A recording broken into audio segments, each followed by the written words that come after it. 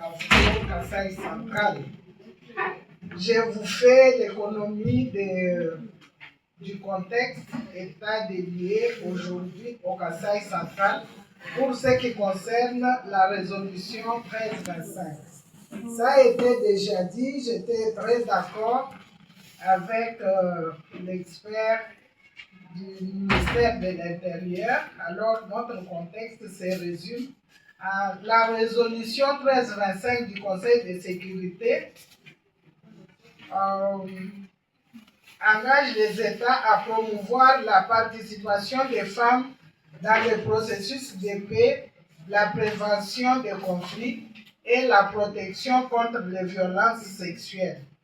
En RDC, un plan d'action national a été adopté, décliné en plan d'action provincial, PAP, et plan d'action locaux pour assurer une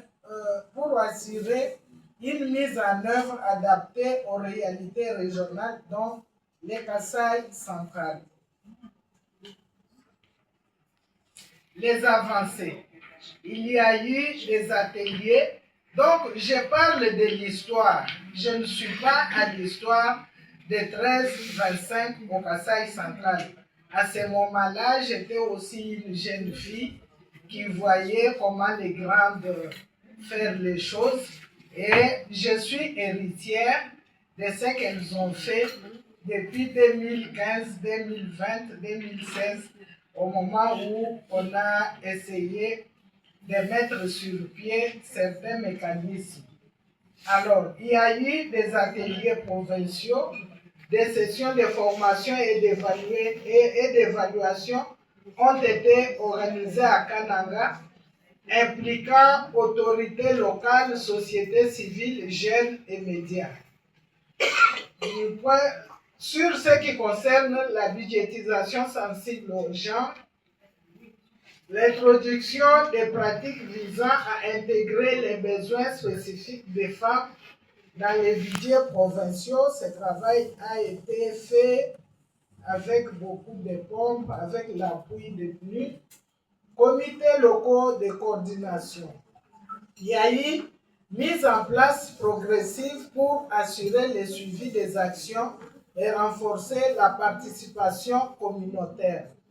Pour ce qui concerne les dialogues, il y a eu l'implication des femmes parlementaires et leaders politiques pour soutenir l'agenda femmes, paix et sécurité. Les défis, il y en a autant. Du point de vue financement, c'est limité. Les ressources financières pour impliquer les papes restent insuffisantes. Au niveau de la coordination institutionnelle, il y a faible synergie entre autorités provinciales, sociétés civiles et structures nationales. Au niveau de l'appropriation communautaire, les populations locales connaissent encore peu les piliers de la résolution 1325. Suivi et évaluation. Les mécanismes restent fragiles avec peu de données fiables sur l'impact réel. Un autre défi, c'est une forte implication de la politique qui devait être quelque chose de bien, mais à ce niveau, quand il faut nommer, on arrive à assister au non-respect des critères de sélection ou de nomination selon les compétences.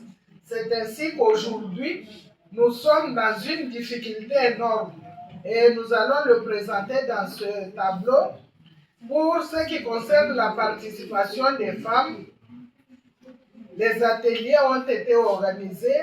Les défis persistants, c'est faible représentation dans certaines instances locales. Par exemple, au niveau du gouvernement provincial, 2 femmes sur 10, dont les 2 femmes, une a été déjà désavouée Et un mois après, nous avons assisté à un autre acte de désavouement. Et là, CAFCO, nous nous sommes engagés avec d'autres structures de la société civile, mais plus CAFCO, pour lancer une alerte et dire que si celle-ci, il s'agit de la ministre du genre, femmes et enfants, qui devait aussi être éjectée, et nous avons fait tous les efforts pour contacter tout le monde qui était dans les dossiers, et tout en leur promettant que nous n'aurons plus à participer à des activités au niveau de la ville ou au niveau de la province. Je m'excuse et je ne sais pas, notre voix a été entendue ou pas, mais la ministre n'a pas été éjectée. Et une lettre était sortie, nous étions toutes dans la salle et on vient nous dire qu'elle a écrit pour dire qu'elle est malade, et pour cela, on verra. Et aujourd'hui, elle n'a pas été éjectée, mais cela ne suffit pas parce que, avec notre appréciation, nous trouvons qu'il y a encore beaucoup de travail à faire. Si jamais elle ne s'amende pas, parce que nous avons contacté l'initiateur de la motion. Elle a dit travailler pour qu'elle puisse être à la hauteur. La lutte n'a pas pris fin et continuer à lutter dans ce sens-là. Au niveau du budget, nous avons dit qu'il y a eu introduction de budget sensible aux gens et les ressources sont très limitées. Et la province du Kwilu en a parlé. La réalité du Kwilu est celle du Kasaï central. Quand ils le font, vous allez dans la salle, vous participez comme des observateurs et non comme des acteurs. Et il y a des efforts à faire à ce niveau-là.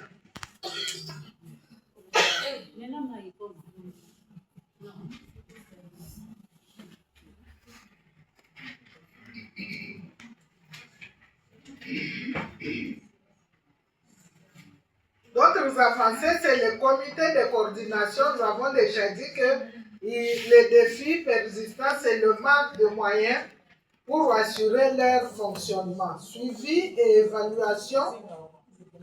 Il y a eu des évaluations, bien sûr, mais les données sont insuffisantes et manquent de continuité. Comme perspective, renforcement des capacités locales, il faudrait former davantage les acteurs communautaires et administratifs. Il faut, au niveau de la mobilisation des ressources, faire les plaidoyers auprès des bailleurs pour financer les PAP. Pour ce qui concerne la sensibilisation communautaire, il faudrait faire les campagnes locales pour vulgariser la résolution 1325, pour faire connaître la résolution et installer des comités locaux. Et au niveau des suivis renforcés, il faudrait faire la mise en place d'indicateurs clairs et des rapports. Et sur base de ces défis, vous avez trouvé que nous avons lu l'histoire et nous avons constaté certaines failles. C'est ainsi que, au niveau provincial, nous nous sommes dit, n'y a-t-il pas moyen d'échanger le fusil d'épaule au lieu de travailler toujours avec les ministères du genre, femmes et familles? Essayons un peu de travailler avec la division du plan et nous allons voir comment les choses vont évoluer. Et je pense bien que pour peu de temps que nous sommes entrés en contact avec cette division, parce que le précédent est décédé, paix à son âme, et j'ai une forte conviction que la 1325 au niveau de la province du Kasaï central va connaître une bonne évolution. Ok, c'est bon? Ah.